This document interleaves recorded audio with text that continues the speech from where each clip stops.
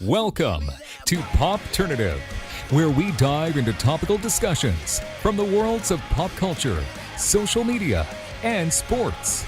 Here is your host, Peter Remoliotis, aka PD Beats. Hello and welcome to Popternative. It's the talk show and podcast where we have digital discussions, worlds of TV, film, news, music, pop culture, everything really depending on the guest. We talk about it all. As always, I'm your host, Peter Remoliotis. On social media, you know me as PD Beats. You will recognize my guest from Ragnarok on Netflix, but she's also a musician. Theresa Frostad Eggesbø is with us. Hello. Teresa, welcome to Popternative. Thank you so much for having me. I'm excited to chat with you. Now, people know you from Ragnarok on Netflix, but you are also known as Rest of South Park for your music stuff. So this is going to be a tale of two interviews a little bit, right? Like we have a lot to talk about, kind of. Yeah. Did you know you were going to be doing both of them, like the music and the acting, or did it just kind of happen? I've always wanted to do both. Yeah. So I feel like I've been very lucky to be able to do both. Yeah. And probably because they're creative forms that are quite similar. But also I kind of like to think of it as acting being the extrovert of me and then maybe music being the more introvert of me. Do you know which one came first? Was it the acting first or the music, or was it like both at the same time? Like the performance aspect of it maybe like happened together? I think the performance aspect in both came together. Yeah. I mean, at the same time, I've just always wanted to do both. And I think that there's a lot of performance in, being able to also perform your songs. Yeah. So, yeah. Absolutely. I've always just wanted to do both. For sure. So recently it's been pretty crazy. I mean, season 2 of Ragnarok just dropped on Netflix. I mean, it's pretty crazy because, this first season drops, people watch it. Ragnarok's kind of one of these many shows that's surfacing these shows from all around the world, and people are finally able to watch all these shows from around the world. And then people wanted a season 2, and the hype was just crazy, and it finally dropped. Has it hit you that season 2 is finally out? I mean, we have been waiting for a very long time. Yeah. So, I mean, it was about time, but the response has been insane. Yeah. And I think that's why what I'm trying to comprehend is how people love it. Yeah. And I love that they love it. But they also they send messages and they talk about how they love it. And I think it's so beautiful. And there's so many. So there must be something that we did right. But it's interesting because it's definitely like I see it online too. Like I see like the social media comments. It's like it's global. Like it's all around the world. Which is amazing. Like people from all around the world are loving Ragnarok. Yeah. Because it's a show. It's a Norwegian show, but it's like a global show. It's like Netflix has allowed it to kind of reach so many households. It's insane. And I think that the response from other countries has been more than we have had in Norway. Yeah. And it's huge in Brazil and in Turkey. Massive. So, which is and what's it like, playing saxo? What's that like? What's that character growth and development like for you working on Ragnarok? I think that in season 1, I felt like she was the queen of the campus in high school. Yeah. And that's cool enough, but I love it that she proceeds to be the queen also in a bigger aspect, where she takes over the business. And I think that's she's a boss woman. And the way she develops, and she shows more of a complex personality in season 2. Absolutely. And I love that. Was it the complex personality that's interesting? When you kind of read the script or were told what was happening with her in season 2, what was kind of going through your mind? Like, were you surprised a little bit? Was that the route you wanted the character to go? Like, what's the mindset when you're like told what's going to happen before you like go and shoot it? With the business part, I was like, yes, that's exactly what she's going to do. That felt very right. The ending took me by surprise, but also makes sense because she's a manipulative woman and she knows her way. So I think that maybe the ending was the biggest surprise for me. Oh, absolutely. So we talked without spoiling. No spoiler.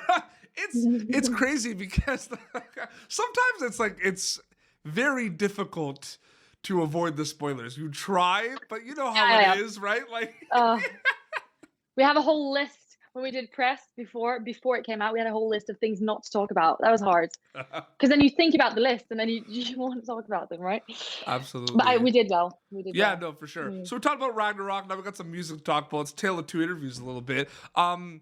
What can you tell us about like what you've been kind of working on? I mean, I know it's been a crazy couple of years globally because of the pandemic. So I feel like a lot of music has been made. Mm. There's a lot of people that have been staying home.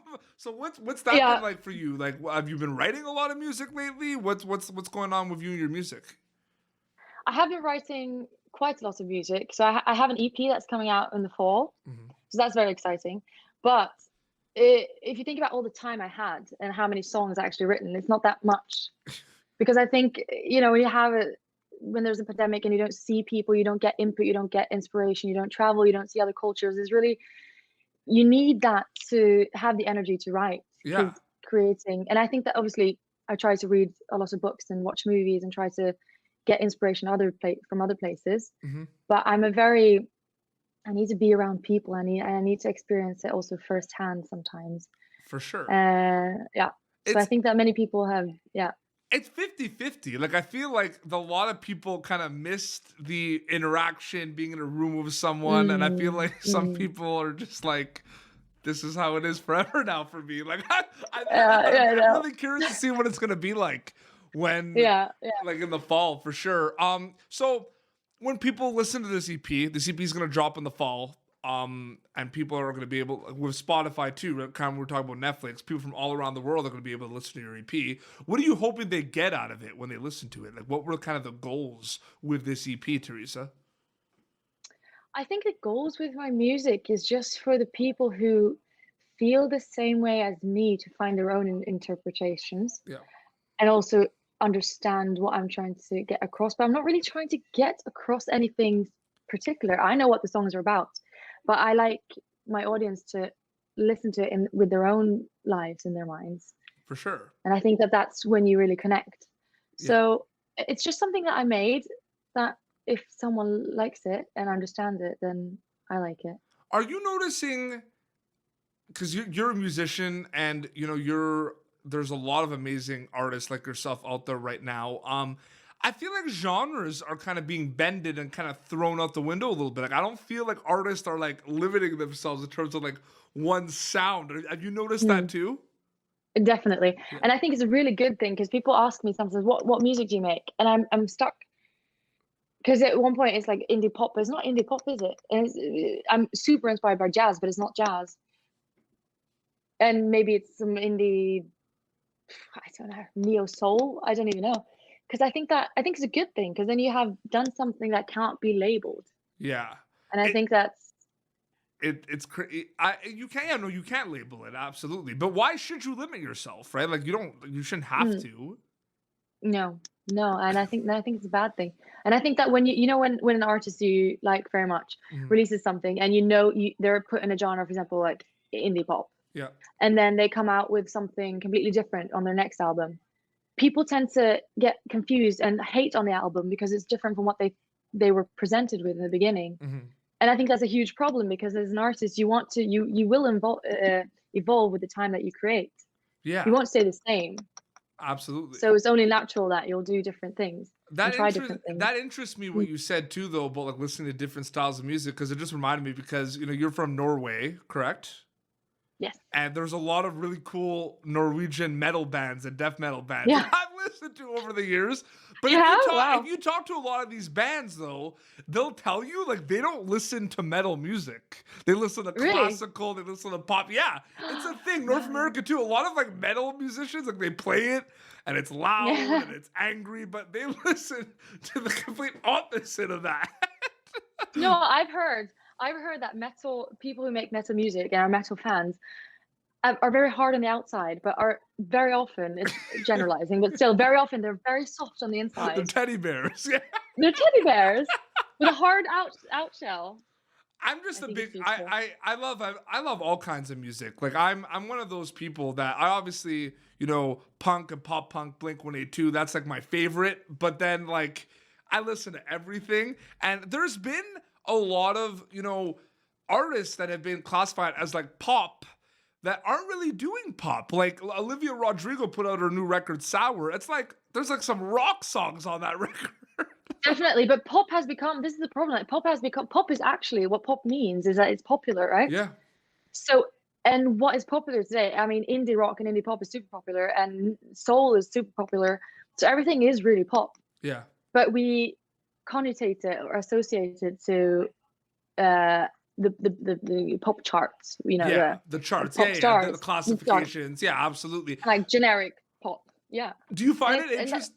Do you find it interesting with indie how that term is kind of like it's odd because there's some huge like indie rock bands like Vampire Weekend, Tame Impala, and it's like indie. It's supposed to be DIY, but like they're playing but it's stadiums. huge.